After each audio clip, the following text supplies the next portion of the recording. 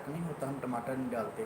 جب ٹماٹر بھی ٹھیک طرح اس میں تباہ و برباد ہو جاتا ہے, اس کے تمام جو غذائیت ہے وہ ختم ہو جاتی ہے, تب ہم اس میں مسالے ڈالتے ہیں. پھر ان مسالوں کو بھی پوری طرح تباہ کر کے پھر ہم اس میں گوشت ڈالتے ہیں, اور گوشت بھی پھر ٹھیک طرح بھون کے پھر ہم اسے کھاتے ہیں. یہ وہ ساری چیزیں ہیں جو معدے کا بیڑا گرک کرنے میں اہم کردار ادا کرتی ہیں. آپ مثال کے طور پر آپ نے گوشت پکانا ہے تو سمپل بوائل کریں, کوئی ضرورت نہیں ہے یہ تڑکے مڑکے لگانے کی. آپ کر کے دیکھیں, دو چند آپ کو طاقت میسر ہوگی, آپ اپنے آپ کو ایزی فیل کریں گے, زیادہ کھا کر بھی جلدی ہضم کرنے کی پوزیشن میں ہوں گے. اب جب ہم غذا ایسی کھا لیتے ہیں جو پھر ہضم نہیں ہوتی تو ظاہر ہے پھر اس سے مسائل پیدا ہوں گے. اسی طرح آپ نے کوئی سبزی کھانی ہے, سبزی تو کوئی نہ کوئی پکائیں گے, تو اس میں جو خشک چیزیں ہیں جن کا مزاج خشک ہے ان سے اوائڈ کر لیں. گوبھی کا مزاج خشک ہے, آلو کا مزاج خشک ہے, مٹر کا مزاج خشک ہے. یہ وہ ساری چیزیں ہیں جو ہم روٹین میں زیادہ استعمال کرتے ہیں. جب سیزن ہوتا ہے تو روزانہ یہی چیزیں ہمارے گھروں میں چل رہی ہوتی ہیں. اچھا, ان سے پرہیز کر لیں, قبض کنٹرول ہو جائے گی. تیسرا, ہم نے چاول یا روٹی میں سے کوئی چیز ایک تو سلیکٹ کرنی ہے. بہت شدید قبض ہے تو روٹی کو اسکپ کر دیں, چاول کی طرف آ جائیں. جیسے سالن کے متعلق میں نے کہا کہ اسے سوپ بنا لیں, اور سوپ میں بہت زیادہ مسالے ڈالنے کی ضرورت نہیں ہے. ہلکا سا نمک, ہلکی سی کالی مرچ اور ادرک ڈالیں, ادرک بھلے زیادہ ڈال لیں, اور سونڈ, یہ ادرک خشک کو کہتے ہیں, اور مگا یہ کالی مرچ کی ہی ایک قسم ہے, شتوت کی گول کی طرح تھوڑی لمبی ہوتی ہے. یہ 5 مسالے ہیں صرف, یہ ڈالیں آپ اپنے سوپ میں.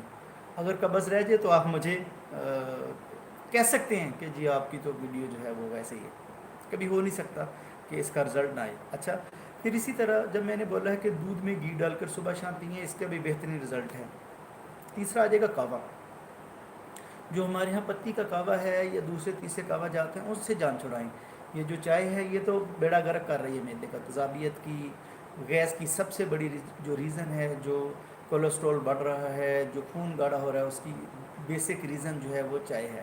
اور ہم ایڈکٹڈ ہیں, ہم جب دن میں 5-7 دفعہ بلکہ زیادہ دفعہ چائے نہ پی لیں, تھوڑا موڈ آف ہو تو لاؤ چائے, تھوڑا پریشانی ہے تو لاؤ چائے, خوشی ہے تو لاؤ چائے. تو چائے چائے چائے یہ بھی انسان کے معدے کا بیڑا گرک کرنے میں اہم کردار. اگر پینی بھی ہے چائے تو نہار معدہ تو زہر ہے, بالکل سلو پوائزن ہے. یہ آہستہ آہستہ بیڑا گرک کر دے گی, خون کو گاڑھا کر دے گی. اس سے جب خون گاڑھا ہوگا تو بی پی کبھی اپ ہوگا, کبھی ڈاؤن ہوگا, کبھی فالج, ہارٹ اٹیک, اور یہ ساری بیماریاں یہاں سے جنم لیں گی. اچھا, اس سے اوائڈ کرنا ہے. اگر چائے پینے کو بہت جی چاہے تو پھر تھوڑا سا اس میں دیسی گھی ڈال لیں, پھر وہ آپ کو نقصان نہیں دے گی. یہ کس مریض کی میں بات کر رہا ہوں, سب دنیا کے لیے نہیں میں کہہ رہا, وہ لوگ جن کو قبض اتنی شدید ہے کہ 3-3, 2-2, 4-4 دن پکانا نہیں آتا, یہ میں ان لوگوں کے لیے بات کر رہا ہوں. ہر انسان کا مزاج دوسرے انسان سے مختلف ہے, تو ایسا نہیں ہے کہ کسی اور شخص کو بھی یہی چاٹ دے دیا جائے تو اس کو بھی فائدہ ہوگا. نہیں, ہر مرض میں غذا اور دوا مختلف ہوگی, یہ ضروری نہیں ہے کہ ایک ہی طرح کی غذا آپ سب کو دیں. اچھا, پھر تیسرے نمبر پر جو فروٹ ہے, فروٹ ہم لوگ ویسے ہی کم کھاتے ہیں. اتنی مہنگائی بڑھ گئی ہے کہ فروٹ ہر بندے کے بس کی بات ہی نہیں رہا دنیا کے ہر ملک میں. اچھا, اگر آپ نے فروٹ کھانا ہی ہے تو پھر کھانا کیا ہے؟ ہمارا سب سے پہلا انتخاب ہوتا ہے سیب یا کیلا. دونوں نہیں کھانے, کیلا بھی قبض پیدا کرے گا اور سیب بھی قبض پیدا کرے گا, نہیں کھائیں گے دونوں. کیا کھائیں گے؟ امرود اور انگور. اور ان کو اگر فروٹ چاٹ بنا لیجیے, چھوٹا چھوٹا کاٹ لیں, اوپر زیتون کا تیل ڈال لیں. اور ایک اور چیز, اپنی ناف میں روزانہ 1 چمچ یہ زیتون کا تیل ڈالیں اور آہستہ آہستہ مساج کریں. اور پاؤں کی ایڑیوں کے پیچھے جو حصہ ہے وہ, اور گردن کے یہ جو پٹھے ہیں یہاں مالش کریں, ہاتھوں کی تیلیوں پر مالش کریں زیتون کے تیل کی.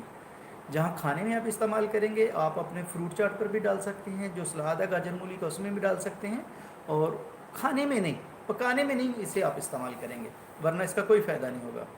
تو یہ وہ چند چیزیں ہیں جن کو آپ اگر استعمال کریں گے تو میں یہ لکھ کے دیتا ہوں گارنٹی سے کہ قبض باقی نہیں رہے گی. اگر رہے تو میں ذمہ دار ہوں.